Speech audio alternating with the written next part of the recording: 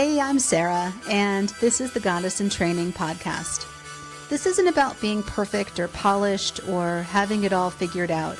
This is about what happens when you actually start listening to your body, your intuition, your patterns, your truth. I'm asking big questions and having real conversations, sometimes messy and sometimes magical, with people who've lived through it, grown through it, and still don't have all the answers. If you've ever doubted yourself, betrayed your gut, or wondered if you're the only one, you're not. Let's talk about it.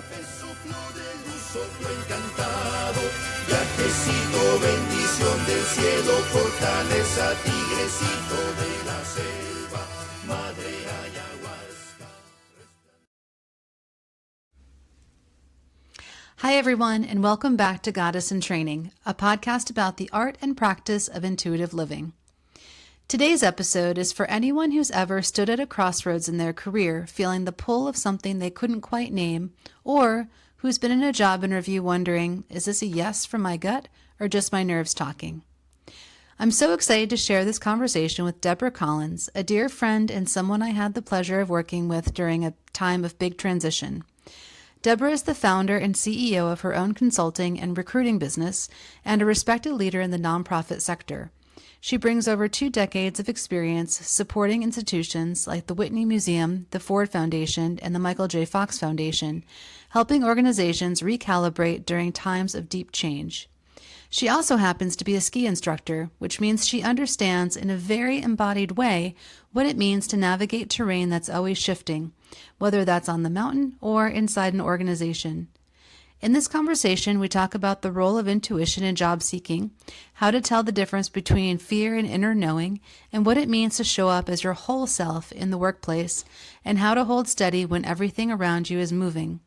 This is a grounded, insightful episode with hard-earned wisdom and big-hearted clarity. Let's dive in. Deborah, thank you so much for joining us today on Goddess in Training podcast. Just to give a little bit of context for our listeners, Deborah and I met probably almost a year ago when Deborah was hired to be an interim COO for the organization I was working for.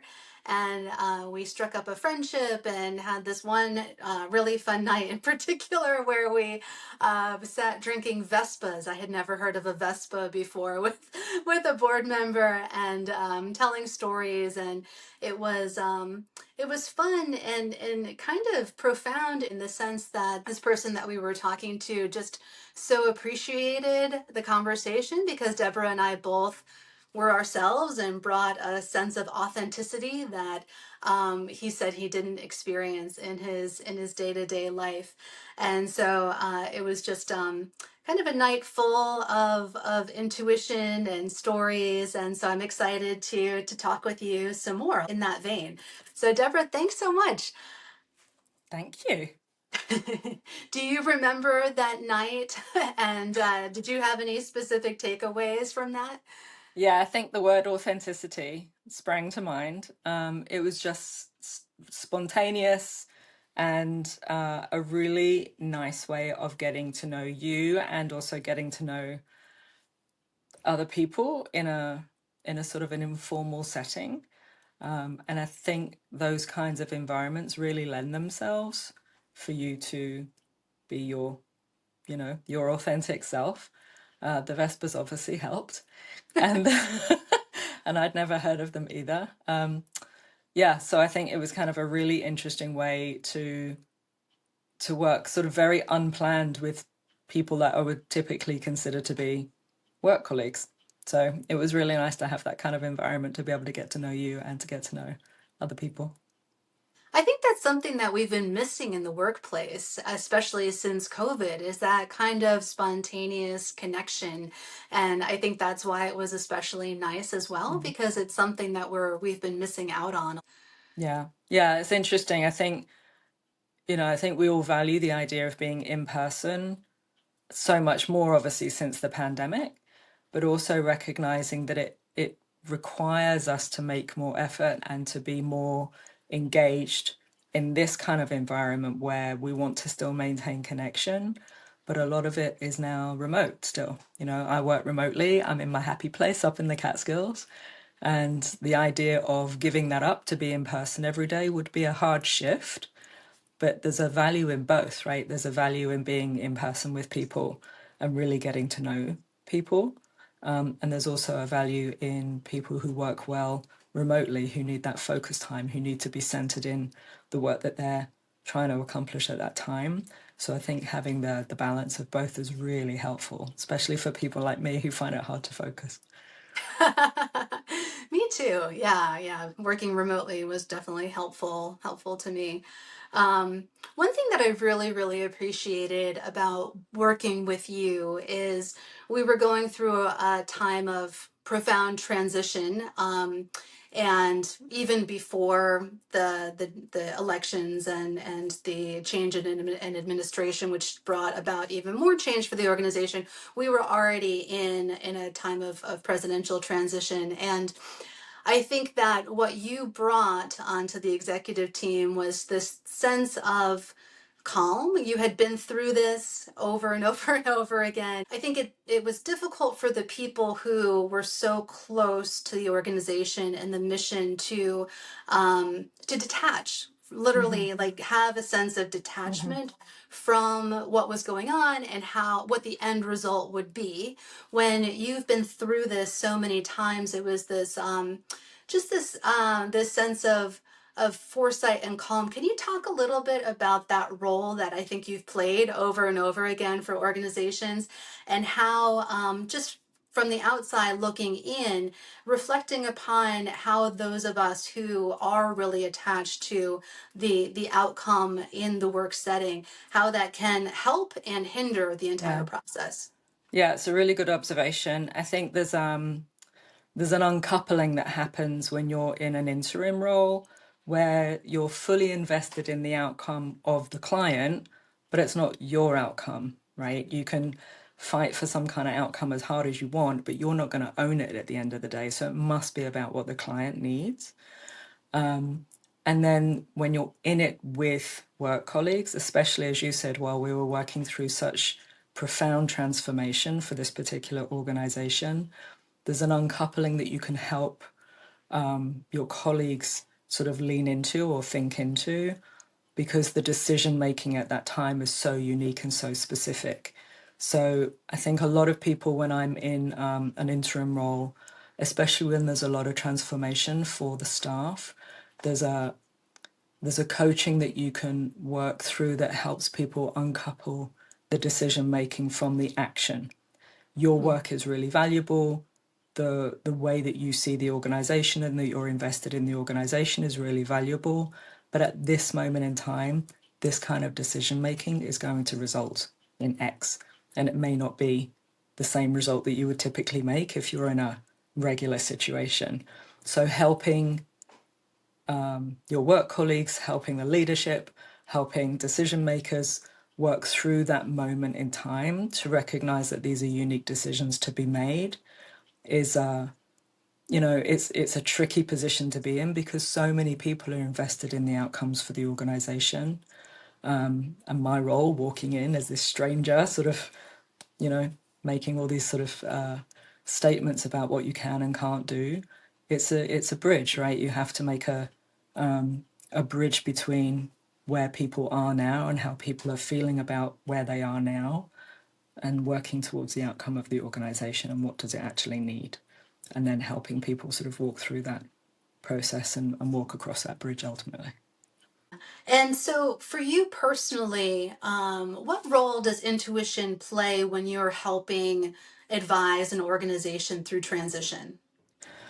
So for me, I use my intuition quite a lot. I think in the workplace you don't usually call it that. I mean, I'm sort of thinking back to all the times when I've sort of worked through what I would consider my gut instinct or my intuition or my ability to be perceptive about a certain situation, and I've actually made some pretty significant decisions based on that. And working with leadership to understand how they manage that too is kind of a really important part of the role. So the idea that especially new leaders who are working through an organization, perhaps as a new CEO for the first time, it's really important to help, again, uncouple that moment between decision making for the organization and your perception or your interpretation or your intuition for decision making.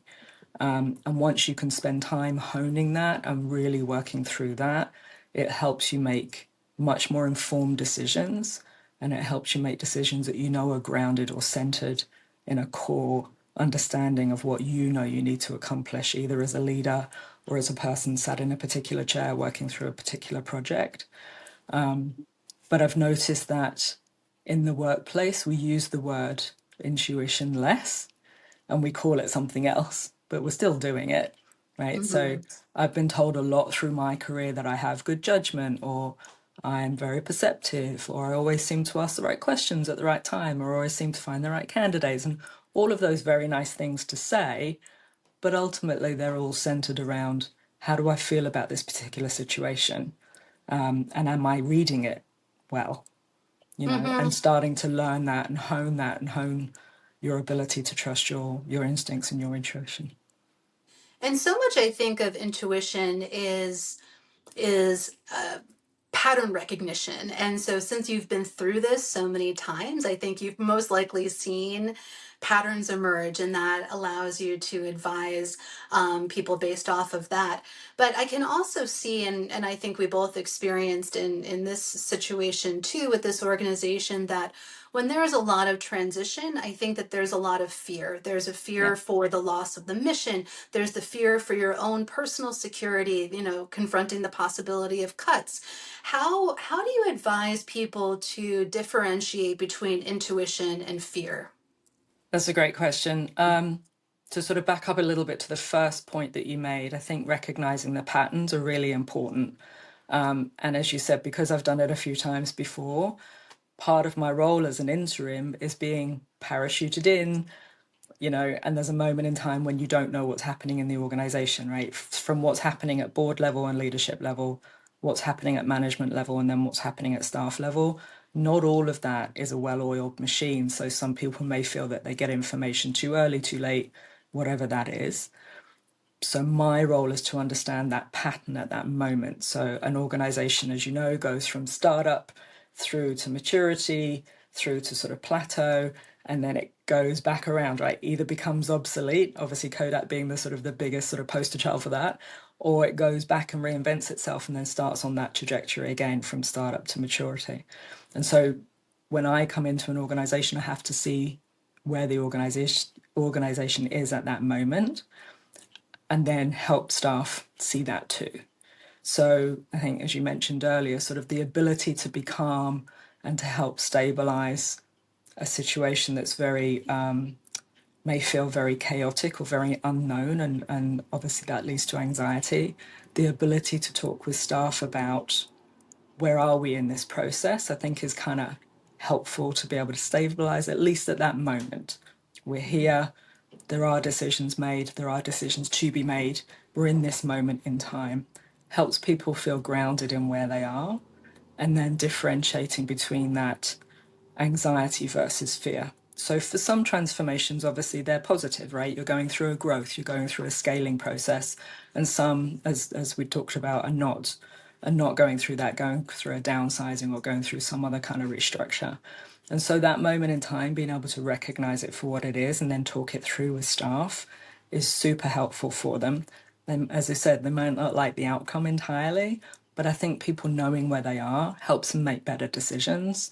And it also helps them sort of think into what's in it for me, what's next for me. Is this anxiety or is this excitement? Mm, Because with some transformation and with all restructures, there's a level of anxiety, but there's also a level of opportunity. And where do I sit in that moment in time as a member of staff?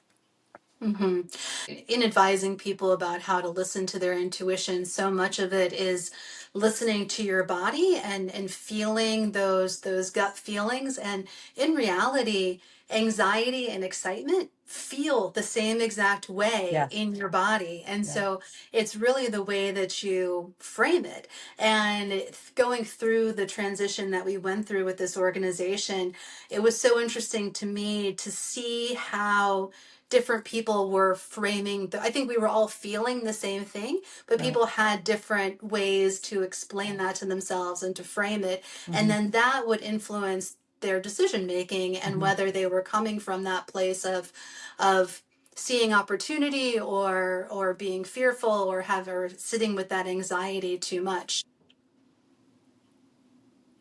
Let's get into how you personally live your own life. What role has intuition played in getting you to where you are in your career at this point?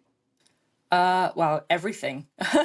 um, yeah, wow, that's such a great question. Yeah, kind of everything. I think early phase, right, when you've just gone through, you know, 20s, 30s, that kind of moment in time, there's there's an anxiety and a level of excitement, right? Everything's in front of you. What do you do with it? And are you opportunistic and figure out, what's in front of me, and it's a candy store and let me pick something and see where it leads. So I had a little bit of that going on. I also had a real drive to own my own business. So I owned and ran a couple of businesses in my 20s. And so a lot of that was very opportunistic, but all of that was helping me hone how I feel about particular decisions at that time. So I also started work early. I actually didn't go to college till I was in my late 20s. So I started work at 16.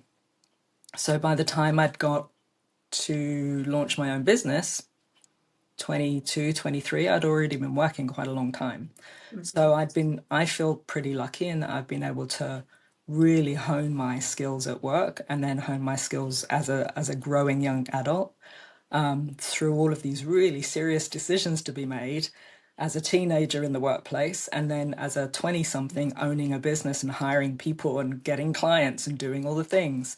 It was super important for me to be able to know myself, read my own self, read my own opportunities and challenges that I still needed to work on, and then also understand working with clients. What did they really need? Every client has always said, I want to work with X, Y, and Z. And then when you get to know the scope of your work, you realize they really need these things too, right? So it's understanding how to differentiate between what somebody wants and what someone needs, and then helping navigate that with them. And a lot of that for me is especially in that early phase, was intuition based. I was in my 20s, I knew nothing. So I was learning as I was going. Then obviously going through college and then moving from college straight into the nonprofit space. All of that again was all tuition based. I just knew I had to work in the nonprofit space. I couldn't work in the for profit space.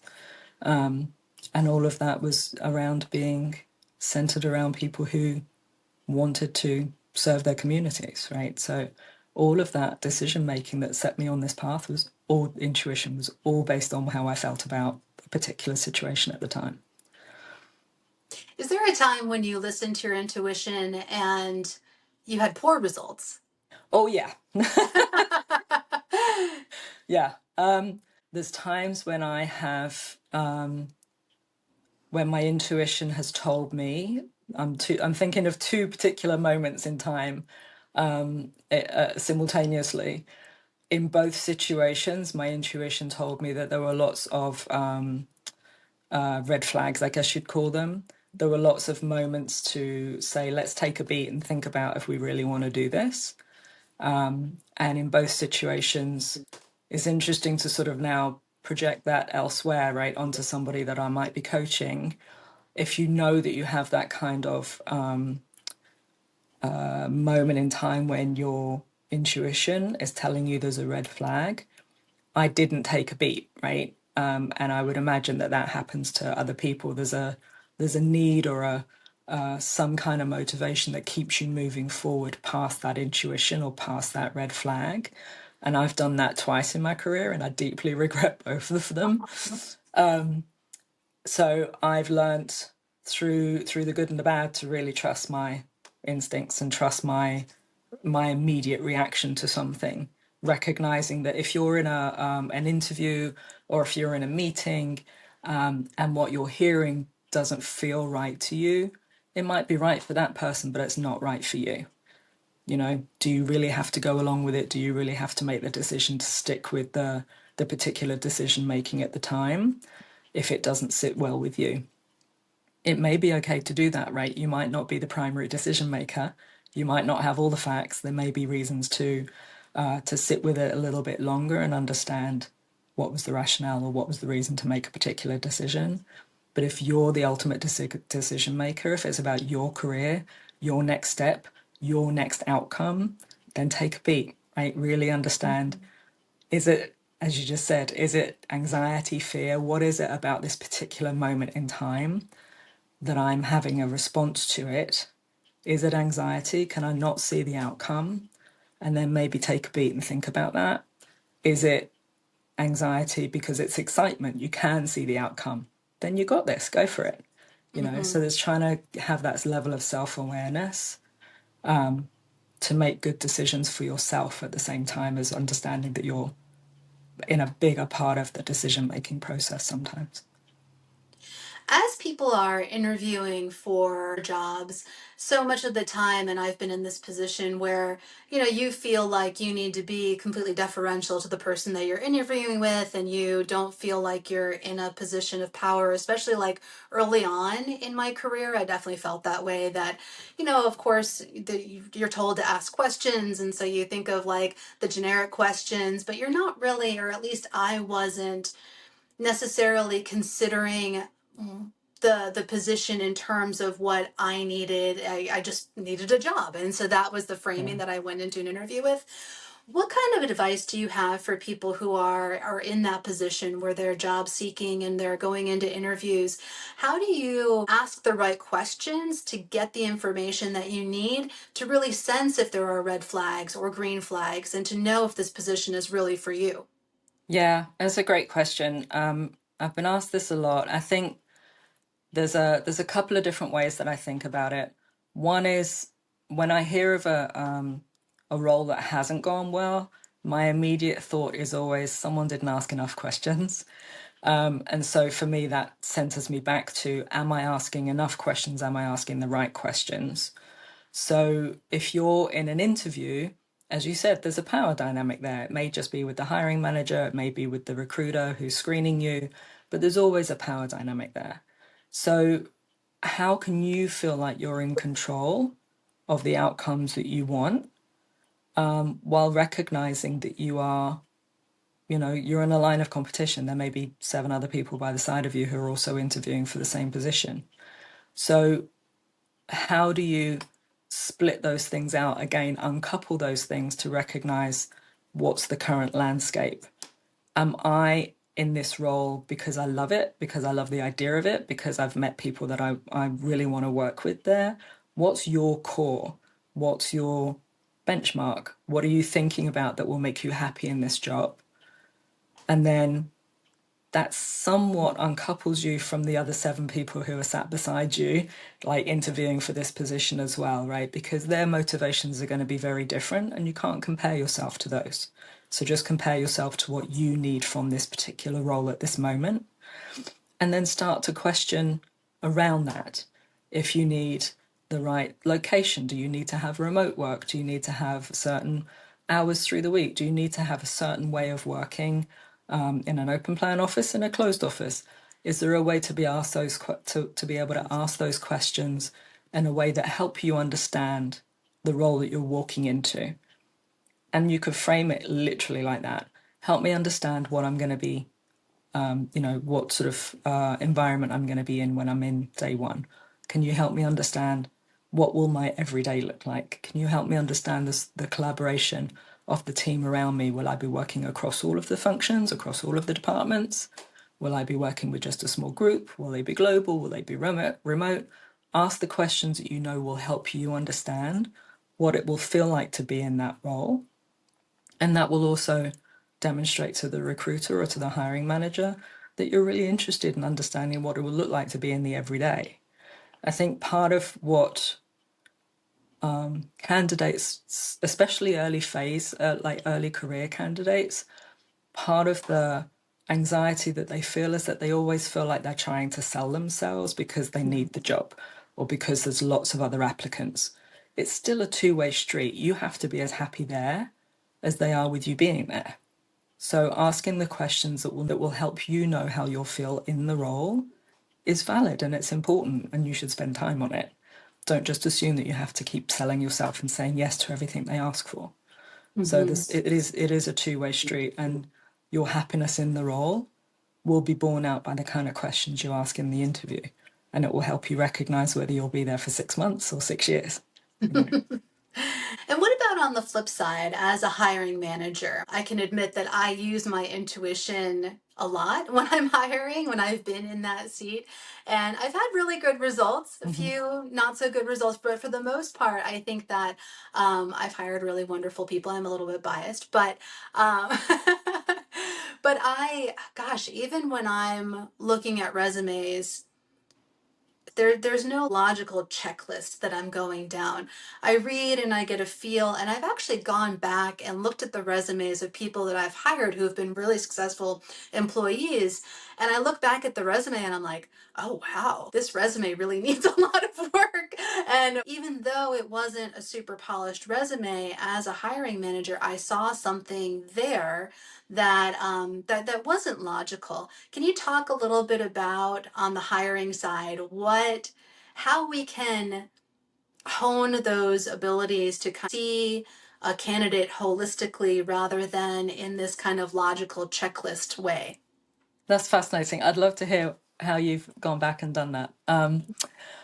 Yes, I think looking at somebody's resume is always so difficult. Hiring managers have hundreds of resumes to walk through every day.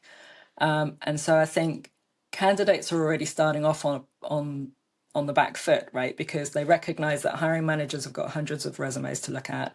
They recognize that it usually has to follow a certain format. I've got my little, my summary here and my laundry list here, and it has to look a particular way.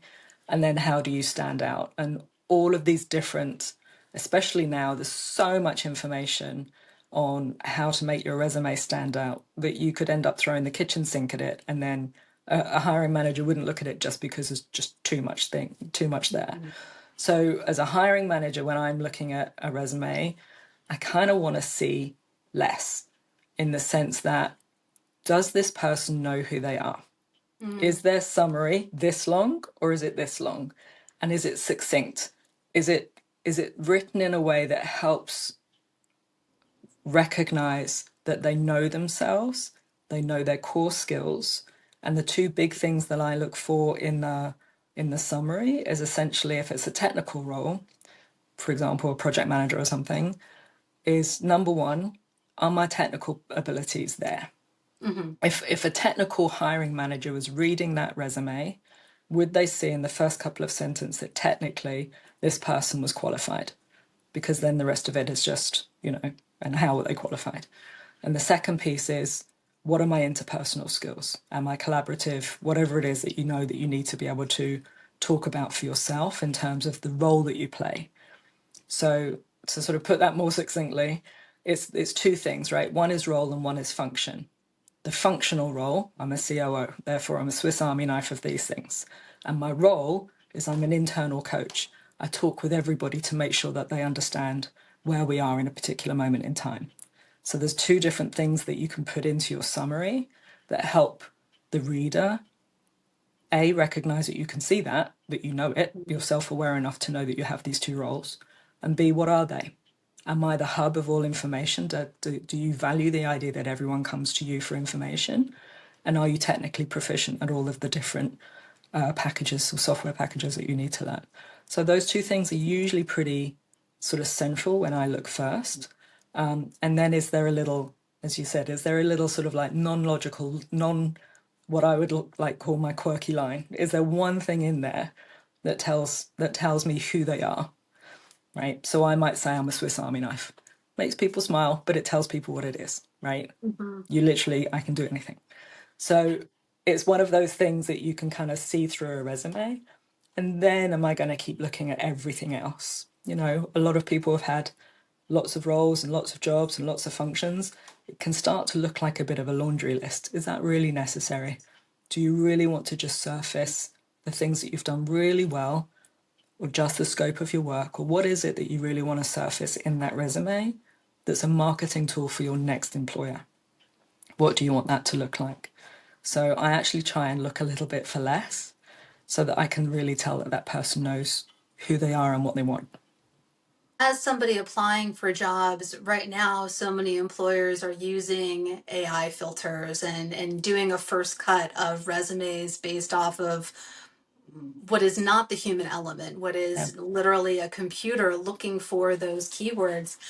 Do you have a sense of how people can manage that, and how that might my instinct is that we're losing that human element by relying too much on those filters and those search engines to look specifically for keywords, because like I said, looking back at some of the resumes of people that I've hired, they probably wouldn't have made it through some Yeah. kind of AI um, evaluation, but were fantastic colleagues and employees. So how can people balance this new age that we're in? Yeah, it's a really good question. I don't want to give a definitive answer right now because I think we're kind of Yeah. in it and learning as we go. Yeah. It feels a little bit like an arms race, right? For every AI bot that's scanning a resume, there's another one that's helping you avoid it. So, Right. there's a check and a balance there for you to recognize how much do you want to use AI and how much is AI using you, right? In the sense that if you're going through a hiring mechanism, are you getting interviews? Maybe, maybe not. What's in your resume that's preventing you from getting interviews?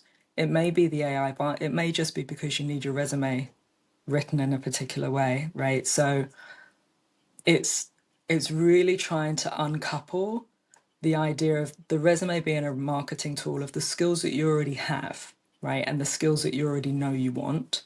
So because you're building them into your summary and then being okay with that. There's going to be a moment in time when you're going to find a match where the right employer wants that employee and the match is there because the AI algorithm for a hiring manager is going to be putting those check words in that system. So if you're a match, it's going to find you. So I wouldn't try and be all things to all people. Try and be the best person you can be for the organization you want to work with, right? Because it's then going to find you anyway. So I would say Hmm. that, not worry too much about the AI algorithm for a hiring manager. But then on the other side of that, what are you using to be able to get the job? Are you using AI? And therefore, how are you uncoupling getting the perfect cover letter or getting the perfect resume from actually getting the resume and the cover letter that you want for a particular job? So, that side of it, I think, is still evolving. All of us can write better, right? We can always find a way to be able to write better. Do I want to always do that with AI? Maybe, maybe not. What I've used it for is I've asked it to pull out and help me with the bones of an outline for a narrative because sometimes, you're going to miss something. And I then use that to curate my own response. So I'll use it to help me and inform how I'm thinking about something, but I don't use it to craft my cover letter. I want that to come from me because I want them to see who I am. Hmm. So, it's a choice for sure, especially because AI can do everything so well right now. Does it still have your voice? Does it still have the way of being able to present you in a way that's a good match for the firm that you're applying for? Ultimately, if you use AI to screen and AI to apply, when you're in the job, are you going to be happy? You need to Right. kind of really know that piece first to understand how much effort you want to make, Hmm. you know? Hmm. Yeah, that's such a good point.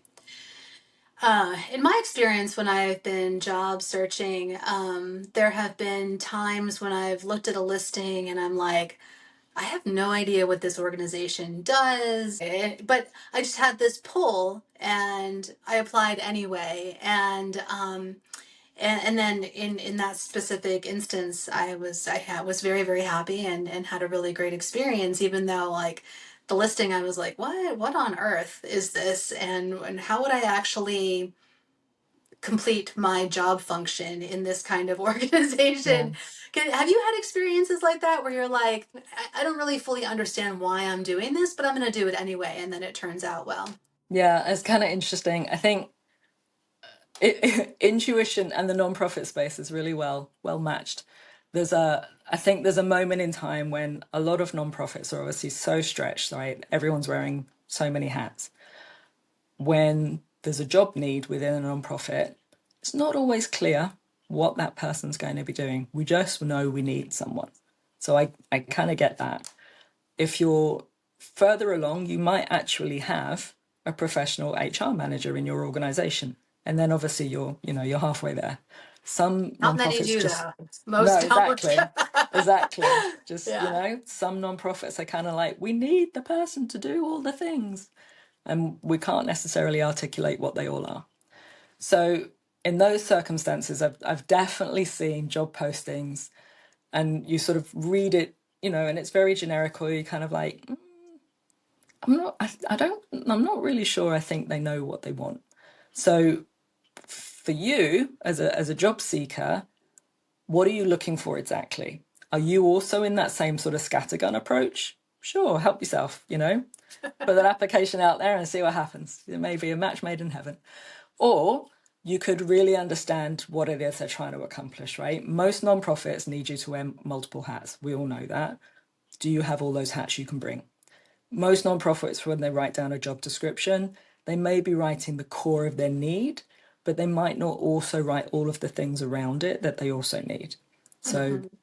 do you know that role well enough that you know, even through reading that they're also going to need these other four things? Is the organization something that you care about deeply? If you didn't have a job description at all and you looked at the mission, would you still apply? Just an open letter. I can see you need lots of things. I'd really love to work with this organization. Let's talk. Right? So then the job description actually becomes a little less important, because what usually happens in those situations is once you're in there, the job description's somewhat irrelevant, right? Invariably, especially when you're in the small nonprofit, the job description is the draw because they need someone to help them with all the things. And then when you get in there and they recognize that you're a Swiss Army knife, they give you all the things, right? And you end up doing so many other things. So there's an opportunity around that sort of matchmaking, if you will. And your intuition is, am I going to be okay going for this kind of a job and ending up with that kind of job, Mhm. right? So you need to be okay with that.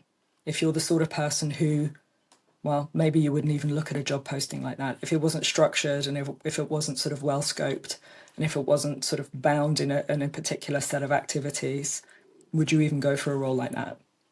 So, if you need that level of comfort to understand that level of structure, but you still really want to work in that organization, maybe outline that in your cover letter. Don't tell That's them they're very not good. structured, but the idea of like, it looks to me like you need this from this role. I Mhm. have these skills to be able to match that. And then again, it's Mhm. just matchmaking. So there's Mhm. always a way to be able to craft it, especially if you really do want to work for that organization, to craft it in a way that says, this is what I have to offer. Because whether you're a consultant or whether you're early phase in your career, you're still offering a suite of services. I can do these 5 things really well. I can do these 5 things pretty well. You're still offering that. And so are you offering it to an organization that you care about deeply? Or are you offering it because you just need a job? Either way, you make your choices as you're going to look for an organization that's not really, sort of well structured in its job posting, because it might not be in a position to be that structured right now. If Mhm. you're okay with that, then go for it. Yeah, yeah. I love that. And I love approaching it from a position of power and a position of valuing yourself too. I Yeah, think that's definitely something that I haven't done throughout my entire career. And, has been more like, oh, like, what do you need? I could give it to you, instead of like, no, no, no, this is what I have to offer. I love that exactly. advice. Yeah. I would say that. I mean, I think earlier in our conversation, I talked about that in terms of early phase career. I think we go through that all the way through our career. Even now in a client meeting, right? I've got 100 years of experience, and I have a certain suite of services to be able to offer a client. Even in those meetings, I'm always kind of like, is it enough? Is it enough? Like, of course it's enough. You are enough. All of us are enough. It's just is what we have to offer what you need right now. And that's the match to be made, right? As Exactly. opposed to trying to be pulled in all directions to be all things to all people. As someone who has worked a lot with various leaders, let's talk a little bit about leadership and how different leaders can either listen to intuition or not listen to intuition, to be authentic or not be authentic. Have you had experiences where you've seen a difference in the way that men who are leaders operate differently than women who are leaders? Interesting. I mean, the nonprofit space, in my experience, is predominantly women. So it's I don't want to set a statement out there that is literally just my experience.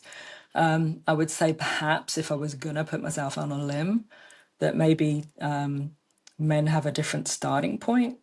So their trajectory from very early, the sort of the construct and the norms of what it is to be male in this world versus what it is to be female in this world, I think have a different starting point.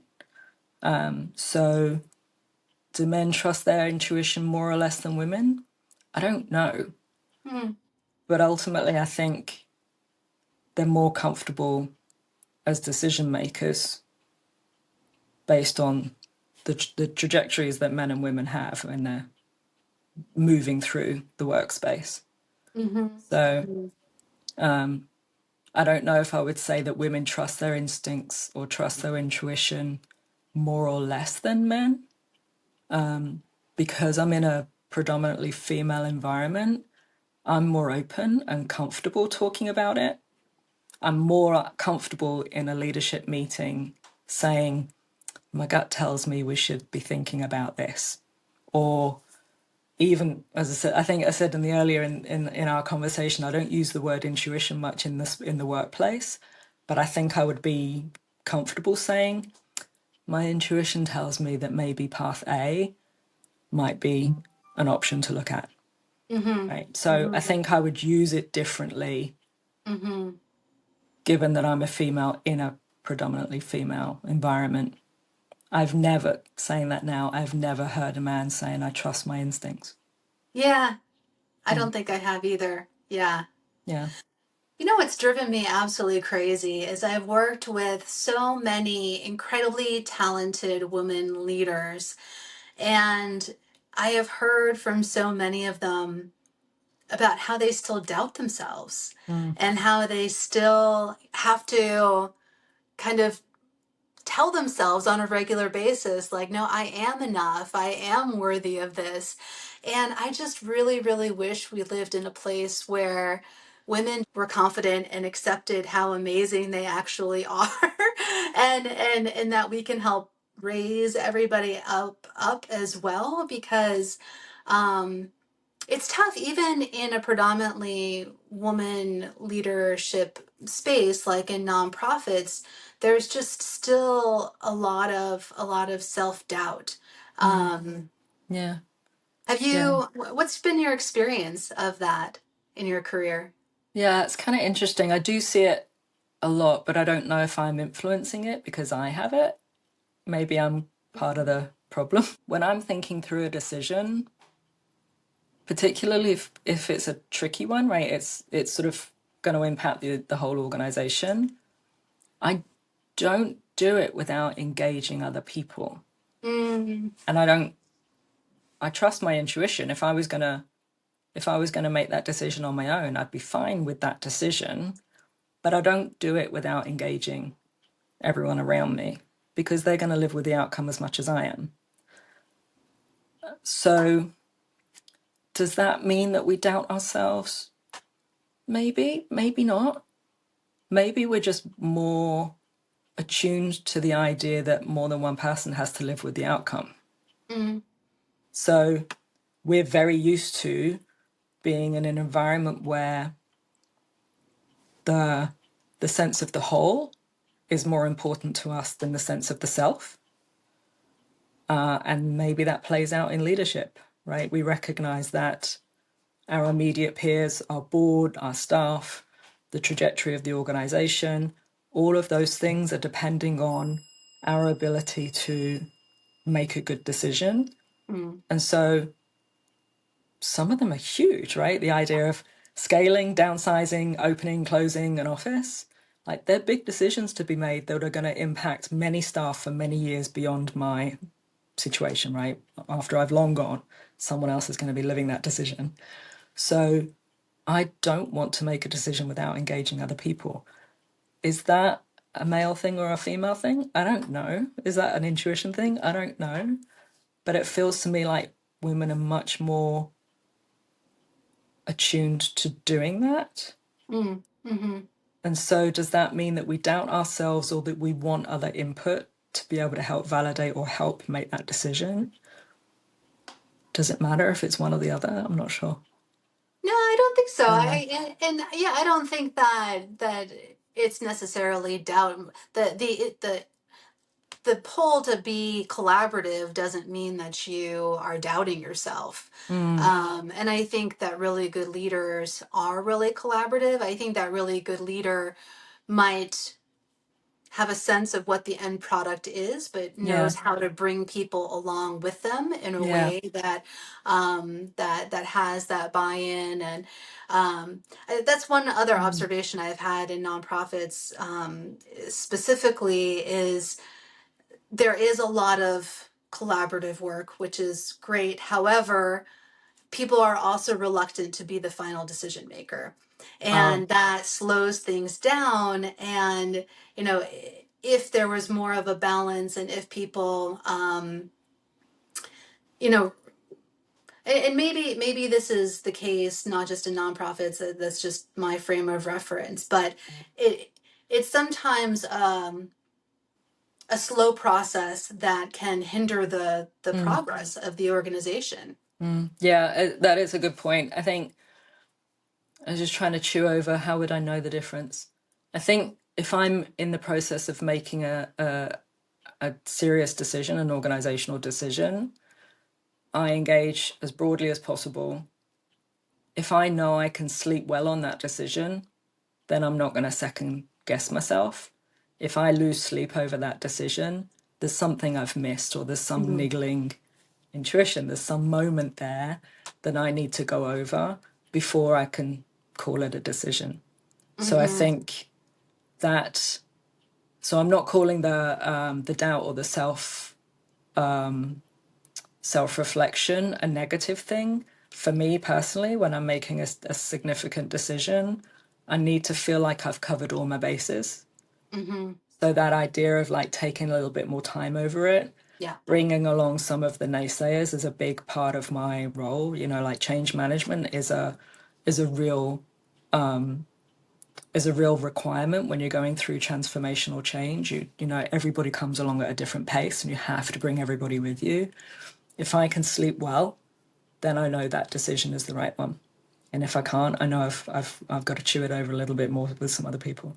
So let's talk a little bit about outside of your career. I know that you love to ski, and you're also a ski instructor. Yeah. What does your life look like there? And these are places that I know bring you a great amount of joy. Is the way that you listen to your intuition in those spaces different than your traditional career path as a recruiter and consultant? I think I'm thinking this through for the first time in my life. This is a really great question. Um, I think they're the same. I feel like I want to say that they're the same. I guess ultimately, when you're essentially leading people on snow, right? You're the instructor, so you're supposed to have all the answers. And as a leader, we all know we don't have all the answers.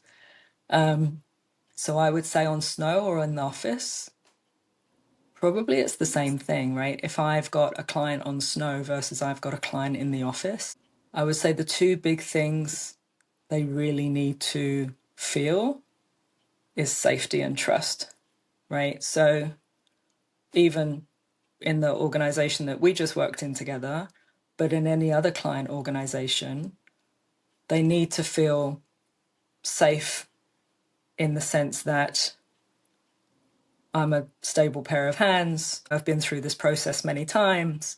I can predict this path or this path. I might recommend this path or this path. But it's your decision whether to take that decision ultimately. And then my job is really to tell you the implications of that decision. And then on snow, safety is the same thing. You can go down that run as much as you like. I recommend we do this run. And here's why, because the implication will be fear or anxiety. So the idea of the safety, for me, I'm using that word very broadly, because when people don't feel safe, whether it's on snow or in the office, they shut down. They can't learn, they can't perform. So it works both ways, whether you're on snow or whether you're in the office, that safety is kind of key. And I'm at the center of that because I'm the central figure and the reason for them to be in that spot, right? The reason for them to be in that situation. And then the other one is trust, in the sense that they need to trust that I've done this a few times before. Whether you're on snow or in the office, well, Deborah's been through this already and she's telling me it's going to be okay. Or she's telling me it will be okay if we go here. Or it's telling me it's going to be okay if we do this. So that idea of building trust, I think as an interim, it happens much more quickly because your bio kind of precedes you. You know, in the organization where we worked, I'd been through that same situation maybe 11 times, 12 times already. So it was easy for me to be able to see when I'm parachuted in, where we are, what the options will be, where it might land us, etc., etc. And so you automatically have that trust to recognize that I'm not the answer to everything, and I'm also don't have the answers to everything, but I've seen enough of them to be able to give you some predictions. And the same on snow. You know, I've not been an Olympic gold medalist, but I can tell you if you take this at 90 miles an hour, it's going to end badly. So, you know, the correlations are certainly there around safety and trust, because you're the central character who's going to help that person, no matter who they are, get to the other side of whatever it is that they're challenged by, you know. But I do love to be on snow. I like to be in the cool, in the snow. When you're skiing, is that a time when you're in kind of a meditative state, and is that time that you use to process things that happen in the workplace or elsewhere? What is skiing to you? It's complete uncoupling. So I've recognized that in our conversation, I've used that word a lot. Yes, it's a way to uncouple. So when you are on the mountain, you can't think about work. So it's like any other technical sport, whether it's like rock climbing or martial arts or motorcycle racing or any particular technical sport that needs a lot of focus to accomplish something that has, you know, consequences. You're completely focused on that activity. So if I have $10 of attention, $8 of it is, you know, what am I doing as I'm going down this run? And the other $2 are what's happening around me. And yet when you're in the office, you know, you can put all your $10 on this particular project, if you know you have to accomplish a particular thing on a certain day. So yeah, for me, it's uncoupling completely. I can't think about work while I'm skiing. So That is very nice. absolutely. Which is why I love my winters. So yeah, so I work with my clients during the week, and then at the weekend I coach. So yeah, so those 2 days every week for 4 months, I'm fully focused elsewhere. Ah, that's Love it. amazing. Yeah. Yeah. Let's go back for a second to talk about authenticity. That moment where we had a really authentic conversation and it was so appreciated. People, for the most part, in the workplace have walls and boundaries between who they actually are as a person and who they are in the workplace. What's been your experience working with leaders who have really firm boundaries and leaders that are a little bit more fluid? I would put myself in the latter category. I definitely am fully myself with the people that I work with, and maybe I'm a little too open sometimes, but I think that people appreciate knowing people as a real human being and seeing that authenticity. But then there are other leaders that I've worked with, and I know nothing about their personal life whatsoever. Yeah, can Mm. you talk a little bit about how people navigate that in different ways? Yeah, I mean, it's kind of interesting. I'm not quite sure what parameters we're all putting on ourselves, right? You just said sometimes you might be a little bit too open, but compared to what? Compared to that particular boss, or compared to your environment, or compared to that particular job? I think it's somewhat depends, and I hate that answer when people say, "Well, it depends." In the workplace, your culture comes from the top down, right? So, and then staff morale comes from the bottom up. So if you're Mm. thinking about culture, what kind of environment do you want to build for your organization, and do that intentionally? If you're a board looking for an executive director, think about that, right? Because whoever you put in that top spot is going to impact the culture of the organization around it, it's going to build around it. So if you've hired somebody that's likes to keep their work and their personal life uncoupled, that's going to sort of generate that kind of environment. So there's going to be anomalies. Obviously, every organization is slightly different, but if you end up with a leader who is very sort of open and wants everyone to feel comfortable and relaxed and authentic in their workplace, then that's the kind of work environment that you're going to end up with, right?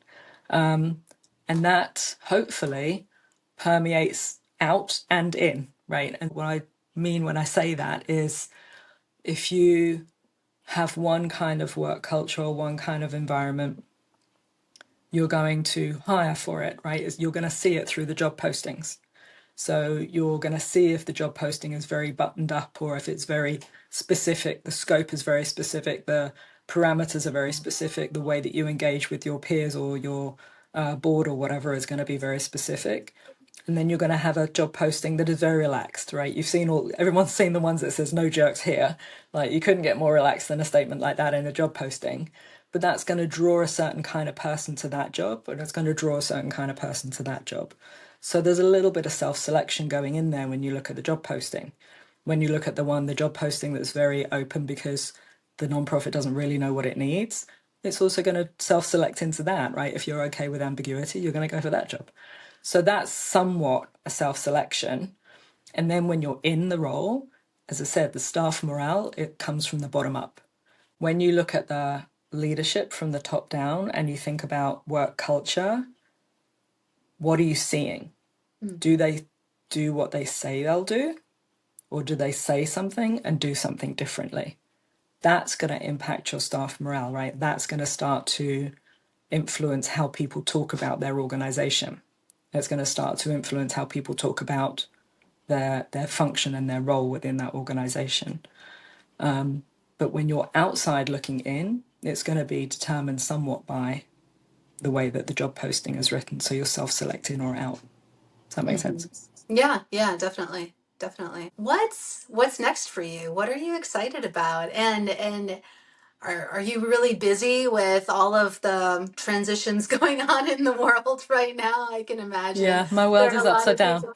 Yeah, Yeah, yeah, seeking yeah, people who have the expertise that you have, because there are so many organizations yeah, uh, transitioning and trying to figure out what's next themselves, and figuring yeah, out what this world is going to be in the next 6 months, year, 2 years. yeah. It's interesting. There's a lot more recruitment out there at the moment. So, spending a lot of my time with in the recruitment space. So, interviewing what is lovingly called talent, people who are looking for roles, and then working with clients who are looking to restructure. So you may be recruiting for skills that you don't have in place at the moment. So there's a lot of recruitment in that sort of that space. And I'm also, yeah, talking with a lot of people who are looking for roles right now. And then, it's May, but I'm always thinking about the ski season. Do So you do you go somewhere in the summertime, or when there's no snow there in the Catskills to get your skiing in? Yeah, I mean we've thought about how we can extend our ski season. Our ski season up in the Catskills ends around March. And because my work is remote, we can be anywhere. So we've extended our ski season a little bit to other places a little bit further north. And there's indoor places. This week we're actually going down to a place in New Jersey to practice indoor. But then by July, we'll be seriously thinking about what ski we're going to be doing through the rest of the ski season. So there's only a few months spare between ending one ski season and starting a new one. We're always thinking about it. So it's right around the corner. Always, always. When everybody else is saying it's so nice that it's getting so hot, I'm the only one that's thinking about skiing.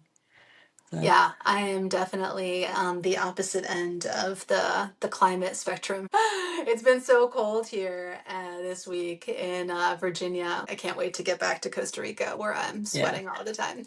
Yeah, good for you. Yeah. Well, thank you so much. Is there anything else that you want to share?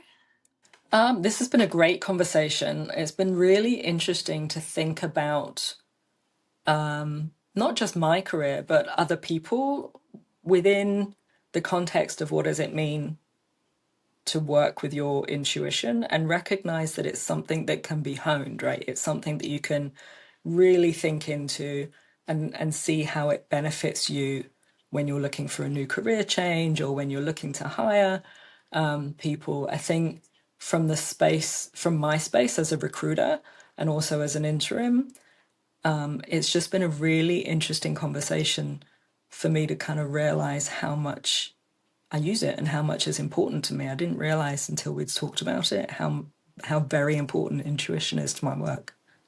So thank you.